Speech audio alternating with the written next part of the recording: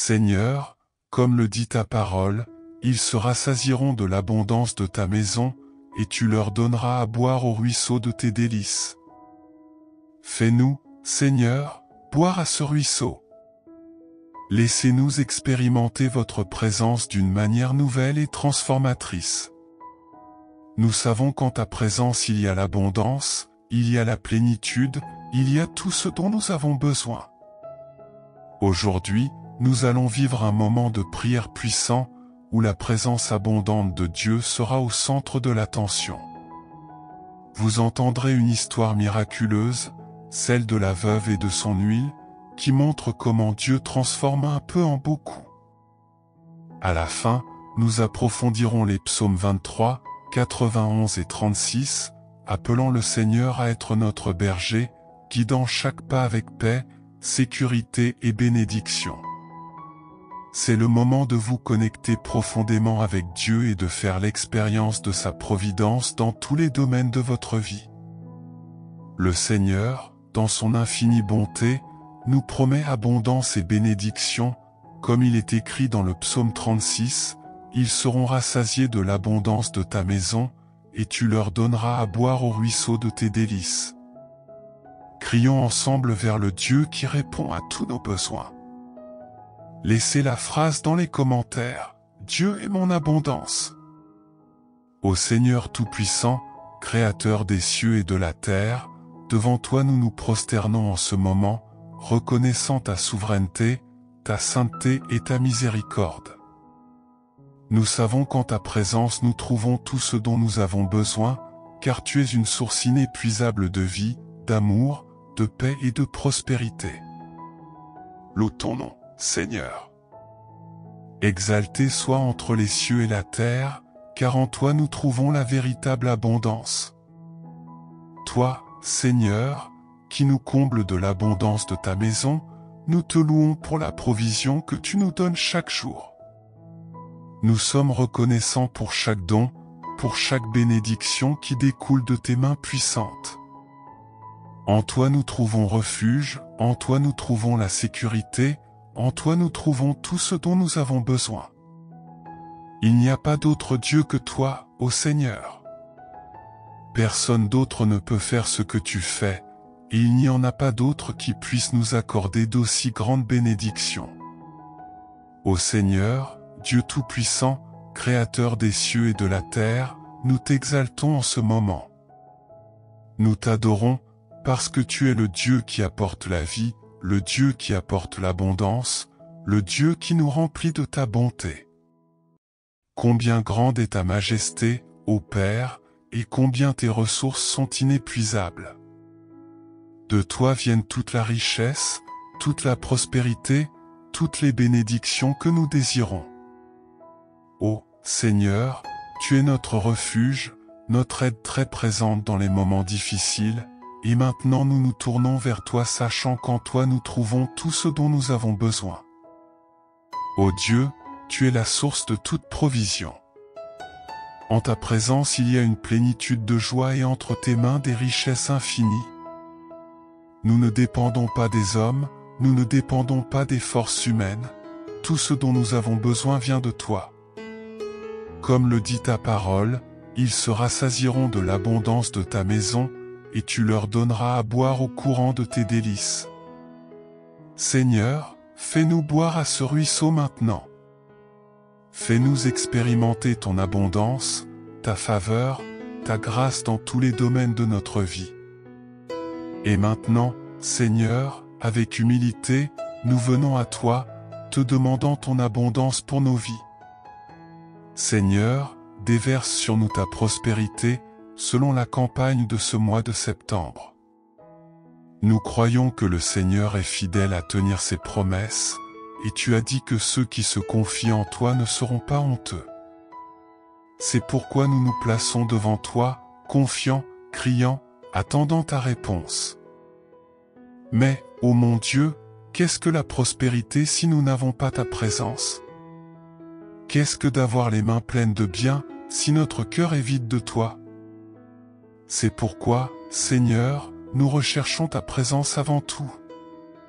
Nous savons qu'en toi se trouve la véritable prospérité, non seulement les choses matérielles, mais aussi la paix, la joie, l'amour et l'espérance. Tu es notre plus grande richesse, ô Seigneur. Et pour cela, nous te louons et magnifions ton saint nom. Toi qui ouvres les fenêtres du ciel et déverses des bénédictions incommensurables sur ceux qui te cherchent, regarde-nous, Seigneur. Regarde nos cœurs, vois nos besoins et trouve-nous, selon ta grande miséricorde. Seigneur, ta parole nous dit de crier vers toi et tu nous répondras. Nous sommes ici, Seigneur, en train de crier. Servez-nous, ô Dieu, selon votre volonté. Faites une pause, frères, et réfléchissez, quelle est l'abondance que vous recherchez? Est-ce quelque chose que le monde peut donner ou seul le Seigneur peut répondre à ce besoin? Répondez sincèrement au Seigneur. Il est attentif aux cris de ton cœur. Dans quel domaine de votre vie souhaitez-vous voir la prospérité de Dieu? Confiez-le lui maintenant, dans la prière, sachant qu'il est fidèle pour l'accomplir. Ô mon Dieu, nous prions pour ta présence en ce moment. Il entre dans nos maisons, entre dans nos cœurs et s'installe dans notre être. Apportez avec vous, Seigneur, toute votre abondance. Non pas l'abondance qu'offre le monde, éphémère et illusoire, mais celle qui vient de ton trône, pure et éternelle. Puissions-nous trouver en toi, Seigneur, une prospérité qui ne se flétrit pas, une richesse qui ne se corrompt pas. Ô Père, nous crions à chaque frère et sœur qui prie avec nous en ce moment. Nous savons que beaucoup ont été confrontés à des pénuries, à des difficultés financières et à des portes fermées. Mais nous savons aussi que tu es le Dieu qui ouvre les portes là où il n'y en a pas. Tu es le Dieu qui fait couler les rivières dans le désert, qui multiplie les pains et les poissons, qui fait exister ce qui n'existe pas. Ô Dieu, fais-nous prospérer. Ouvrez les fenêtres du ciel sur votre peuple en septembre et déversez sur nous votre prospérité. Et ainsi, Seigneur, pendant que nous attendons ta réponse, nous continuons à te louer. Nous continuons à t'adorer, car tu es digne de tout honneur et de toute louange. Tu es le Dieu qui fait des miracles, le Dieu qui transforme les situations impossibles. Vous êtes le Dieu qui ouvre les portes là où il n'y en a pas, le Dieu qui donne existence à ce qui n'existe pas. Loue ton nom, Seigneur. Oui, Seigneur, nous reconnaissons que notre subsistance est en toi. Nous ne dépendons pas de notre propre force, de notre propre capacité, mais de ta puissance, de ta grâce, de ta provision. Tu es le Dieu qui a nourri ton peuple dans le désert, qui a fait tomber la manne du ciel, qui a fait couler l'eau du rocher. Et le Seigneur, qui est le même hier, aujourd'hui et éternellement, continue d'être notre pourvoyeur. C'est pourquoi nous te le demandons, Seigneur. Tout comme tu as soutenu ton peuple dans le passé, soutiens-nous maintenant. Nous savons que le Seigneur est fidèle pour pourvoir à tout ce dont nous avons besoin, selon ses richesses en gloire. Nous sommes dans une campagne de prospérité, Seigneur, et nous plaçons devant toi chacun de nos besoins. Servez-nous, selon votre grâce et votre miséricorde. Mais encore une fois, Seigneur, nous demandons que notre prospérité passe en premier dans ton royaume. Que notre plus grand désir soit de chercher ta face, d'être en ta présence et de vivre selon tes commandements. Parce que le Seigneur est notre trésor, notre plus grande richesse, et sans toi, Seigneur, nous ne sommes rien, nous n'avons rien. Seigneur, comme le dit le psaume 36, il y a de l'abondance dans ta maison. Oh, comme nous aspirons à cette abondance. Remplis-nous, Seigneur, de ta présence. Puissions-nous être satisfaits de ton amour, de ta paix, de ta joie. Et à mesure que nous recevons ces bénédictions spirituelles, nous croyons que le Seigneur pourvoira également à tous nos besoins matériels. Nous te louons, Seigneur, parce que tu es fidèle dans toutes tes promesses. Tu es le Dieu qui tient ta parole. Rien de ce que vous avez promis ne se réalisera jamais. Seigneur, nous te demandons de bénir le travail de nos mains. Que ce que nous semons porte des fruits abondants, puissions-nous voir ta faveur dans chaque action, dans chaque projet, dans chaque décision que nous prenons. Bénis, Seigneur, chaque famille représentée ici. Qu'il y ait de la prospérité dans les foyers, qu'il y ait de l'abondance, qu'il n'y ait pas de manque de pain, qu'il n'y ait pas de manque de paix. Seigneur, touche chaque vie maintenant. Touchez les malades, touchez ceux qui souffrent. Seigneur, que ta puissance se manifeste de manière surnaturelle. Que ton peuple expérimente ta guérison, que les faibles soient fortifiés, que les malades soient guéris. Tu es le Dieu qui se soucie de chaque détail de nos vies. Nous savons qu'il n'existe aucun besoin trop petit ou trop grand que le Seigneur ne puisse satisfaire. C'est pourquoi nous te donnons tout, Seigneur. Chaque domaine de notre vie, chaque situation, chaque difficulté, nous te le soumettons. Nous savons que le Seigneur le peut et qu'il agira. Et pendant que nous attendons ta réponse, nous continuons à te louer. Nous continuons à déclarer que tu es bon, que tu es fidèle, que tu es puissant. Loue ton nom, Seigneur. Qu'il soit exalté parmi le peuple, car le Seigneur est Dieu au-dessus de tous et de tous. Et maintenant, frères et sœurs, je vous demande, croyez-vous que le Seigneur peut faire l'impossible dans votre vie? Croyez-vous qu'il peut ouvrir des portes que personne d'autre ne peut ouvrir? Répondez-lui avec foi, sachant que le Seigneur est fidèle à accomplir ses promesses. Déclarez de votre propre bouche que le Seigneur est capable, que le Seigneur est puissant. Ô Seigneur, que rien ne nous éloigne de toi. Puissions-nous te chercher chaque jour, puissions-nous marcher continuellement en ta présence. Nous savons qu'en ta présence nous trouvons la paix, la joie, la véritable prospérité. Seigneur, nous croyons que tu es le Dieu de l'impossible. Nous croyons que tu es le Dieu qui fait des miracles, que tu fais ce que l'homme ne peut pas faire. Et ainsi, nous continuons à crier, nous continuons à attendre ton intervention dans nos vies. Nous savons que le Seigneur est fidèle et pour cela nous te louons. Ô Seigneur, comme il est bon d'être en ta présence. Comme c'est bon de savoir que tu es avec nous, que tu nous aimes, que tu tiens à nous. Loue ton nom, Seigneur. Puissiez-vous être magnifiés, car il n'y en a pas d'autre comme toi, qui prend soin de nous avec autant d'amour et autant de miséricorde. Et ainsi, Seigneur, alors que nous terminons cette prière, nous continuons à t'adorer, nous continuons à t'exalter. Parce que nous savons que votre réponse viendra. Nous savons que le Seigneur nous entendra et nous répondra. Et pour cela nous vous donnons toute la gloire, tout l'honneur et toute la louange. C'est pourquoi nous prions, confiants que le Seigneur a entendu notre cri et que, bientôt, nous serons témoins de ta provision abondante dans nos vies. Amen et Amen. L'abondance que seul Dieu peut donner. Mes frères et sœurs bien-aimés, aujourd'hui nous réfléchirons à l'abondance que nous trouvons en présence de Dieu. Le psaume 36 nous dit, « Ils seront rassasiés de l'abondance de ta maison, et tu leur donneras à boire au ruisseau de tes délices. » Cette parole est une promesse vivante selon laquelle en Dieu il y a l'abondance, il y a l'abondance, il y a tout ce dont nous avons besoin pour vivre une vie bien remplie.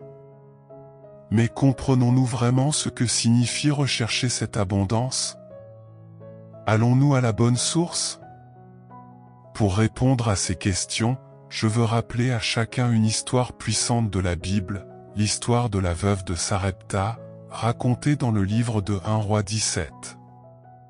Cette histoire est un exemple parfait de la façon dont Dieu, au milieu de la pénurie et les difficultés, déverse sa provision et remplit-nous de son abondance. C'était une période de grande sécheresse en Israël, et Dieu avait envoyé le prophète Élie dans une ville appelée Sarepta, où il trouverait une veuve. Quand Élie est arrivé, il a trouvé cette femme dans une situation désespérée. Il était sur le point de prendre son dernier repas, en utilisant le peu de farine et d'huile qui lui restait.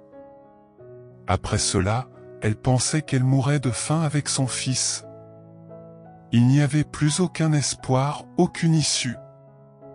Mais Élie, l'homme de Dieu, dit quelque chose de surprenant à cette femme. « Va, fais ce que tu as dit, mais prépare-moi d'abord un petit gâteau et apporte-le ici, alors tu le feras pour toi et pour ton fils. Car ainsi parle l'Éternel, le Dieu d'Israël, la farine dans ton vase ne manquera pas, ni l'huile dans ton vase ne s'épuisera, jusqu'au jour où l'Éternel fera pleuvoir sur le pays. » Pensez un instant. Cette veuve cherchait son dernier recours, le peu qu'elle avait, et maintenant l'homme de Dieu lui demandait de confier cela au Seigneur. Élie ne lui demandait pas simplement d'abandonner ce qu'il avait, mais de croire que Dieu le multiplierait. Que, dans son abondance, il fournirait plus qu'elle ne pouvait l'imaginer. Et, mes frères, cette femme a cru. Elle a fait confiance à Dieu, a obéi à la parole d'Élie, et miraculeusement, la farine dans sa poêle à frire ne s'est pas épuisée et l'huile dans son pot n'a jamais tari. Dieu, dans sa bonté et sa miséricorde infinie, l'a soutenue pendant la sécheresse. Ce qui semblait être la fin est devenu un début, ce qui semblait être une pénurie est devenu une abondance. Maintenant, que nous enseigne cette histoire sur l'abondance que Dieu promet pour nos vies? Premièrement, cela nous enseigne que la véritable abondance vient d'une confiance totale en Dieu. La veuve ne regardait pas les circonstances, elle ne regardait pas le peu qu'elle avait, mais la parole de Dieu, et elle croyait qu'il était puissant pour répondre à chacun de ses besoins. Faisons-nous ainsi confiance au Seigneur? Se pourrait-il que, face aux difficultés et à la pénurie, nous soyons prêts à lui donner ce que nous avons, croyant qu'il peut se multiplier et faire bien plus que ce que nous demandons ou pensons? Ou regardons-nous simplement ce qui manque, ce que nous n'avons pas, et laissons-nous le doute entrer dans nos cœurs? La deuxième leçon que cette histoire nous enseigne est que Dieu est le Dieu de l'impossible. Même si votre provision est minime, aussi impossible que votre situation semble impossible, Dieu peut tout transformer en abondance. Il est le Dieu qui a multiplié les pains et les poissons, qui a fait en sorte que la veuve de Sarepta ne manque jamais d'huile, qui a fait couler les rivières dans le désert. Et il est toujours le même Dieu aujourd'hui. Il continue de faire des miracles, ouvrant les portes, multipliant ce qui semble peu et apportant l'abondance là où elle fait défaut. Souvenez-vous des paroles du psaume 36, « Ils seront rassasiés de l'abondance de ta maison, et tu leur donneras à boire le ruisseau de tes délices. » Il y a en Dieu une source inépuisable de bénédiction. Il veut nous donner plus que ce que nous pouvons imaginer. Mais il faut y croire. Nous devons l'approcher avec foi, sachant qu'il est la source de tout. Il est le flux de délices qui satisfait notre âme, notre esprit et notre corps. La troisième leçon est que Dieu honore ceux qui lui donnent la première place. Élie a demandé à la veuve de préparer le gâteau d'abord pour lui, puis pour elle et son fils. Ce n'était pas un caprice d'Élie, mais une épreuve de foi. La veuve a démontré qu'elle accordait la priorité à Dieu, même au milieu de son extrême besoin. Et pour ce faire, Dieu l'a abondamment bénie. Mes frères, avons-nous mis Dieu en premier dans nos vies? Lui avons-nous donné le meilleur de notre temps, le meilleur de nos ressources, le meilleur de notre cœur? Ou est-ce qu'on lui donne juste ce qui reste? rappelez-vous que lorsque nous accordons la priorité à Dieu, il nous remplit de son abondance. Il nous donne plus que ce dont nous avons besoin. Et enfin, l'histoire de la veuve de Sarepta nous montre que l'abondance de Dieu n'est pas seulement matérielle.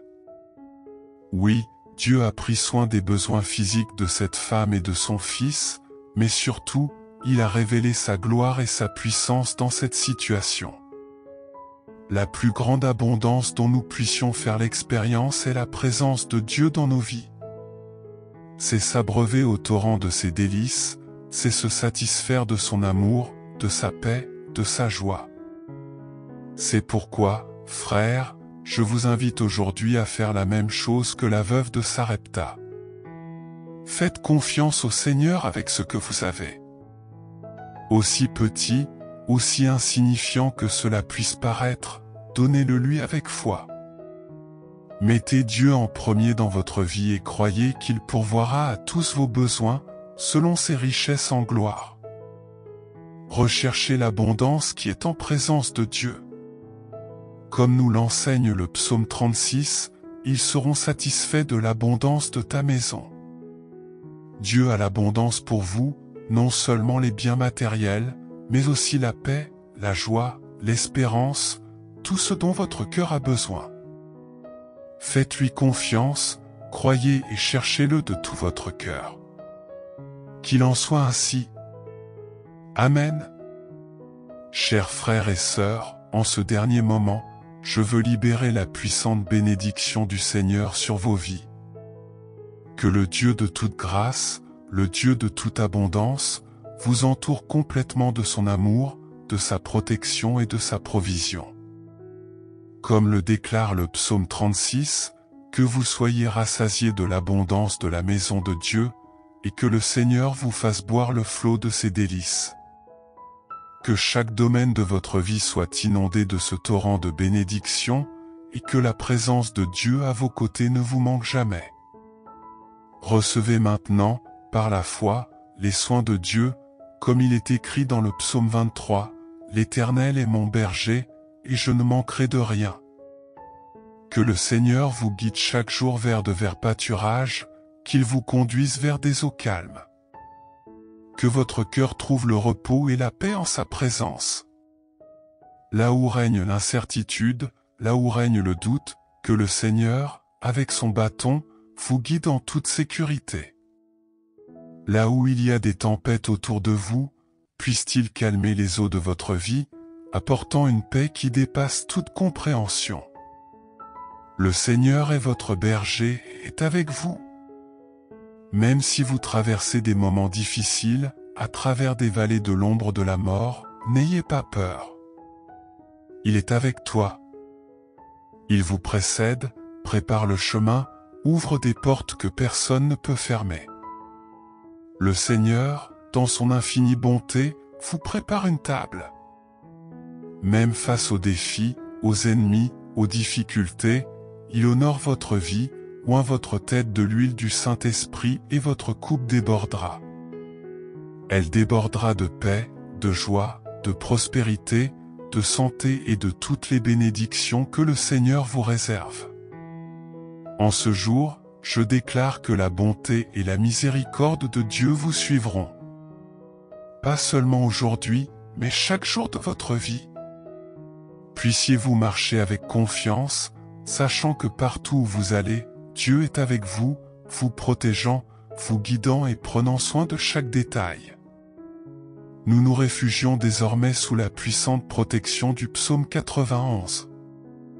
Que le Seigneur te garde dans le lieu secret du Très-Haut, que tu reposes à l'ombre du Tout-Puissant.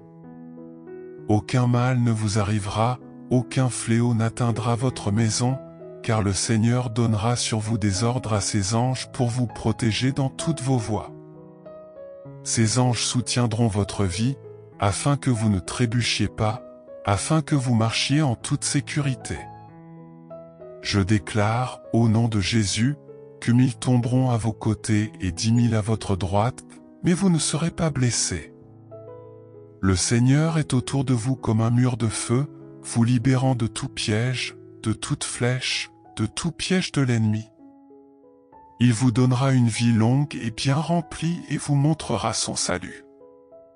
Puissiez-vous, à chaque pas que vous faites aujourd'hui, ressentir la présence vivante de Dieu. Que le Seigneur soit votre berger, votre refuge, votre force. Puissiez-vous marcher sous cette bénédiction, sachant que Dieu prend soin de vous à tout moment. Au nom de Jésus, que la paix de Dieu, qui dépasse toute intelligence, garde vos cœurs et vos esprits. Puissiez-vous être protégés, bénis et guidés. Amen et Dieu merci.